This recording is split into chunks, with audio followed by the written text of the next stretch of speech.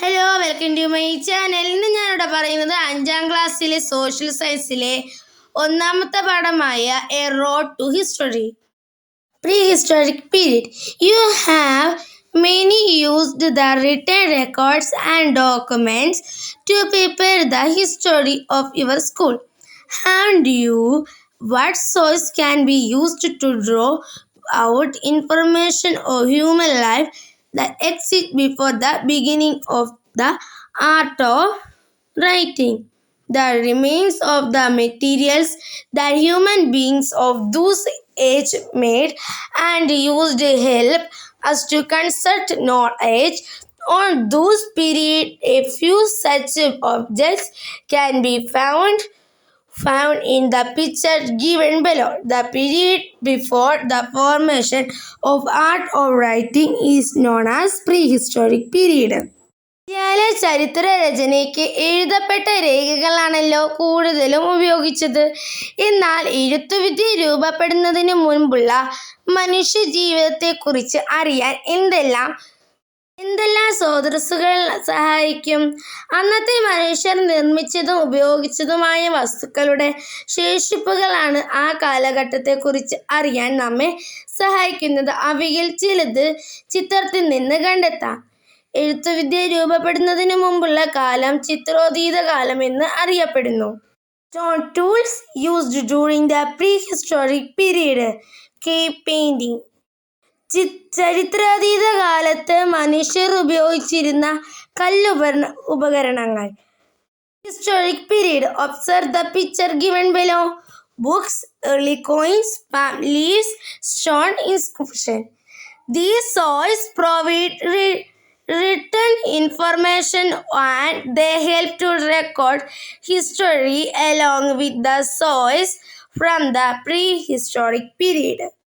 ചരിത്രകാലം. താഴെ കൊടുത്തിരിക്കുന്ന ചിത്രങ്ങൾ ശ്രദ്ധിക്കൂ. പുസ്തകങ്ങൾ, പഴയകാല നാണയങ്ങൾ, താളിയോലകൾ, ശിലാലിഖിതങ്ങൾ. ചരിത്രത്തിലേത് കാലത്തെ സ്രോതസ്സുകളോടൊപ്പം ഇവയും ചരിത്രരചനയെ സഹായിക്കുന്നു. എഴുതപ്പെട്ട വിവരങ്ങളാണ് ഇവയിൽ നിന്ന് ലഭിക്കുന്നത്. Let us perceive the historical remains. You would have either visited a museum or heard of it, would not you? What are the objects perceived in a museum? A museum keeps the object or their remains that were once used by man. They are perceived because they give much valuable information on the past of human life. Beside these objects, monuments like forts, palaces, old buildings, etc. are perceived because of their historical importance. എഴുതപ്പെട്ട രേഖകളുള്ള കാലം ചരിത്രകാലം എന്നറിയപ്പെടുന്നു.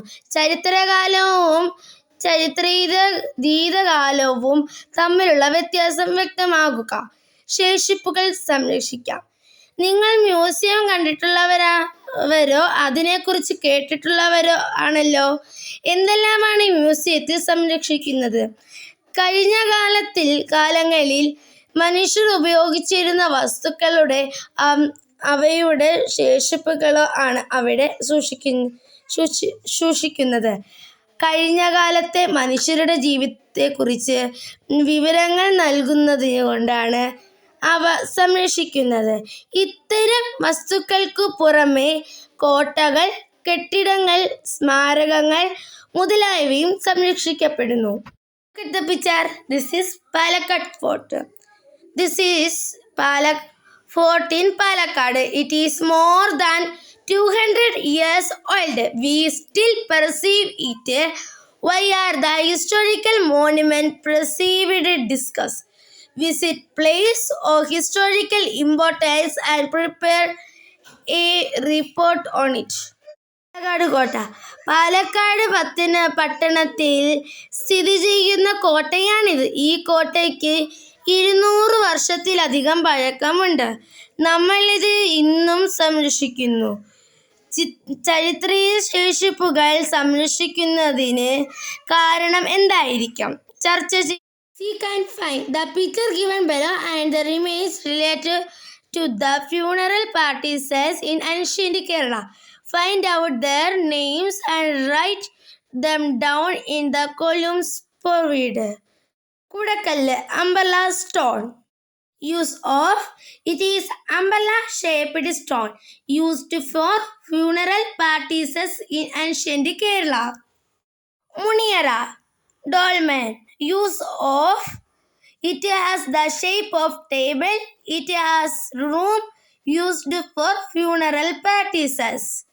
Nannangadi, use of: it is a big clay jar containing remains of the dead. It has a lid on it. ശിക്കു കണ്ടെത്തും. പ്രാചീന കാലത്ത് കേരളത്തിൽ നിലനിന്നിരുന്ന ശവസംസ്കാര സംബന്ധങ്ങളുമായി ബന്ധപ്പെട്ട സംസ്കാരങ്ങളുടെ ചിത്രമാണിത് താഴെ നൽകിയിട്ടുള്ളത്.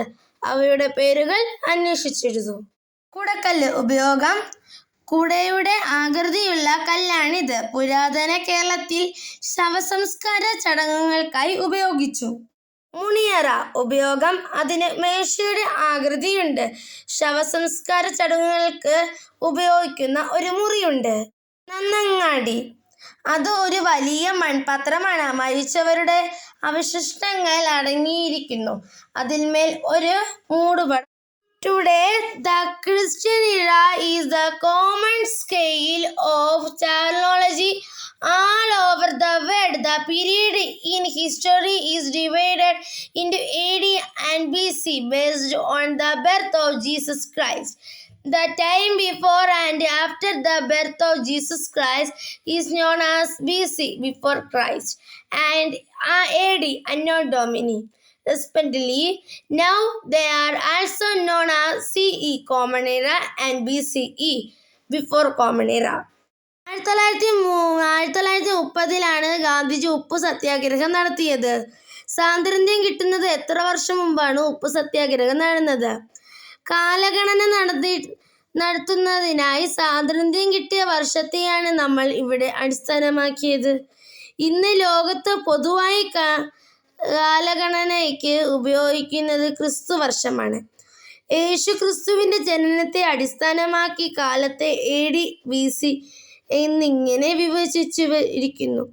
ക്രിസ്തു ജനിച്ചതിനു ശേഷമുള്ള കാലം AD, അന്നോ ഡൊമിനി എന്നും ക്രിസ്തു ജനിക്കുന്നതിനു മുമ്പുള്ള കാലം BC, ബിഫോർ ക്രൈസ്റ്റ് എന്നും അറിയപ്പെടുന്നു. ഈ കാലഗണന ഇപ്പോൾ യഥാക്രമം CE, കോമൺ എറ, BCE, ബിഫോർ കോമൺ എറ എന്ന് ഉപയോഗിക്കുന്നു. BCEയും ADയും തിരിച്ചറിയാൻ സഹായിക്കുന്ന ചിത്രമാണ് മുകളിൽ നൽകിയത്. Centuries. Do you know in which centuries you are living? Yes, in the 21st century. Do you know when it began? A century denotes 100 years. For example, AD 1 to AD 100 is the first century. AD 1901 to AD 2000 in the 20th century. നൂറ്റാണ്ട് കണക്കാക്കാൻ നമ്മൾ ഏത് നൂറ്റാണ്ടിലാണ് ജീവിക്കുന്നത്? 21ാം നൂറ്റാണ്ടിൽ. 21ാം നൂറ്റാണ്ട് ആരംഭിച്ചത് എന്നു മുതലാണ്? ഒരു നൂറ്റാണ്ട് എന്നത് 100 വർഷമാണ്. ഉദാഹരണത്തിന് AD 1 മുതൽ 100 വരെയുള്ളത് 1ാം നൂറ്റാണ്ട്. AD 1901 മുതൽ 2000 വരെയുള്ളത് 20ാം നൂറ്റാണ്ട്. ഇത് ചിത്രീകരിച്ചിരിക്കുന്നത് നോക്കൂ. Identify the centuries to which the following years fall. Year: AD 2000, 14, 21 century. AD 1947, 20th century. AD 1857, year 19th century. 261 BC, 3 century. 326 BC, 4 century. In history, the question when is very important. The chronological science help us to find out the answer to his question. The chronological order and dates are inevitable in recording and learning history. താഴെ പറയുന്ന വർഷങ്ങൾ ഏത് നൂറ്റാണ്ടിലാണെന്ന് കണ്ടെത്തൂ. വർഷം AD 2014, 21-ാം നൂറ്റാണ്ട്. AD 1947, 20-ാം നൂറ്റാണ്ട്. AD 1857, 19-ാം നൂറ്റാണ്ട്. 261 BC, 3 നൂറ്റാണ്ട്. 326 BC, 4 നൂറ്റാണ്ട്. ചിത്രീക പഠനത്തിൽ എന്ന്, എപ്പോൾ എന്നീ ചോദ്യങ്ങൾക്ക് വളരെ പ്രധാനമാണ്. അതിന് ഉത്തരം കണ്ടെത്താൻ കാലഗണന നമ്മെ സഹായിക്കുന്നു. കാലഗണനയും കാലബോധവും ചിത്രപഠനവും ചിത്രരചനയ്ക്കും ഒഴിച്ചുകൂടാനാവാത്ത